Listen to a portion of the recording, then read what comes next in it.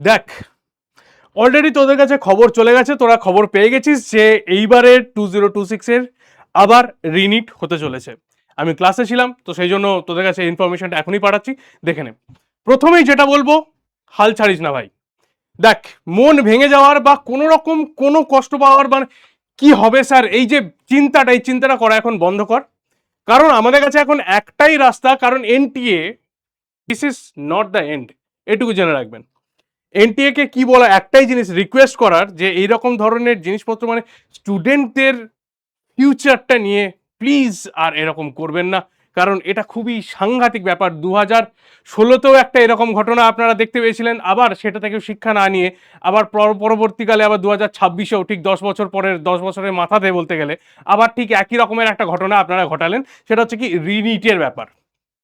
All India national লেভেলের একটা examination যেটা আপনারা কন্ডাক্ট করাচ্ছেন, সেই এক্সামটাতে যদি এই রকম ধরনের একটা ম্যাসআপ হয়ে যায়, তাহলে সেটাকে নিশ্চয়ই স্টুডেন্টদের একটা ফিউচারের ব্যাপার স্যার, প্লিজ। নেক্সট তোদেরকে বলার যেটা, দেখ, যেটা ঘটনা ঘটানোর সেটা এনটিএ ঘটিয়ে ফেলেছে, তাই ওটাকে চেঞ্জ করতে তুই পারবি না। তোর কাছে এখন যে রাস্তাটা রয়েছে, তুই হাল না ছাড়ার বান্দা ভাই। কারণ এখানে যারা যারা রয়েছিস তারা কোনো রকমেই হারবো না এই মনোভাব নিয়েই তো এসছি আমরা, ঠিক আছে।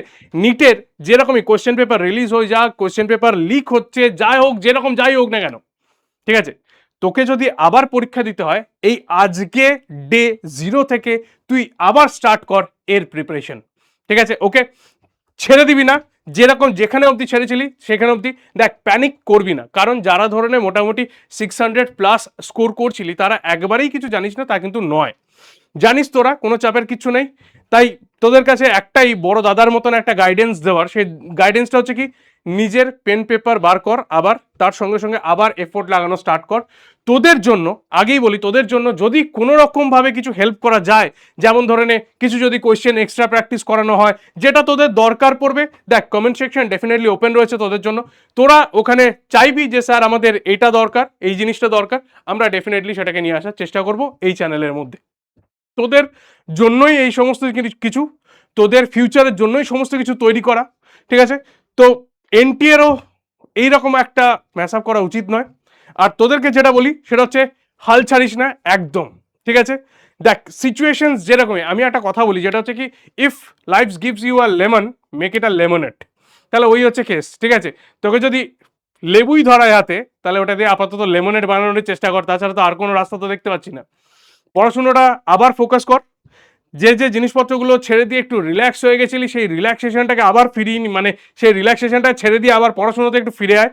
1 মাসের মধ্যেই তোদের পরীক্ষা হয়ে যাবে, নতুন করে অ্যাডমিট কার্ড চলে আসবে, এর জন্য আলাদা করে কোনো কিছু ফর্ম ফিল আপ কিচ্ছু করতে হবে না। নতুন অ্যাডমিট কার্ড আসবে, সেখান থেকে নতুন এক্সামিনেশন আবার একবার হবে। তাই চাপ নিবি না, একদম বিন্দাস থাক। প্রিপারেশনটা যেভাবে করছিলি, মনে কর এই 3 তারিখের যে ডেটটা, সেই ডেটটা তোর জীবনে আসেইনি, ঠিক আছে। 2 তারিখের পর সোজা একবারে 5 তারিখ এসছে, বা 2 তারিখের পর 2-3 তারিখে যেরকম ছিল, তারপরে সোজা একবারে আজকের ডেটটা আসছে। ওকে, এখন আমাদের নিট এক্সাম বাকি আছে। তো নিট এক্সাম এখনো পর্যন্ত বাকি আছে। যাদের প্রিপারেশন একটু কম ছিল তাদের কাছে এটা একটা সেকেন্ড অপরচুনিটি ভালো করে এক্সাম দেওয়ার জন্য। আর যাদের এক্সাম খুব ভালো হয়েছিল তারাও ভেঙে পড়বি না, কারণ তারা জানিস যে তাদের প্রিপারেশনটা একটা টপ নচ জায়গায় রেডি করে ফেলেছিলি। তো সেই জিনিসটাকে শুধু মেনটেন কর, সেটাকে শুধু কন্টিনিউ কর, দ্যাটস এনাফ। ওকে, আর মাথার মধ্যে এক্সট্রা কোনো বার্ডেন নিবি না। তোদের এখনো নিট এক্সাম কিন্তু হয়নি, ঠিক আছে, তোদের এখনো কিন্তু নিট এক্সাম হয়নি, এইটাকে মাথায় নিয়ে চল, ঠিক আছে, বোঝা গেল। তাই ছোট্ট একটা ভিডিও ছিল আজকে, যে হাল ছাড়িস না ভাই, মন খারাপ করিস না, মন ভাঙবি না এই সময়, আমরা আছি, তোদের চাপের কিচ্ছু নেই। তোদের যেটা যেটা দরকার পড়বে জাস্ট কমেন্ট সেকশনে জানা, আমরা সেই সব জিনিসপত্রগুলো নিয়ে আসার চেষ্টা করবো তোদের জন্য। ওকে, বেশ, দেখা হচ্ছে ডাইরেক্টলি এরপরে এডুকেশনাল কোনো একটা ভিডিওতে।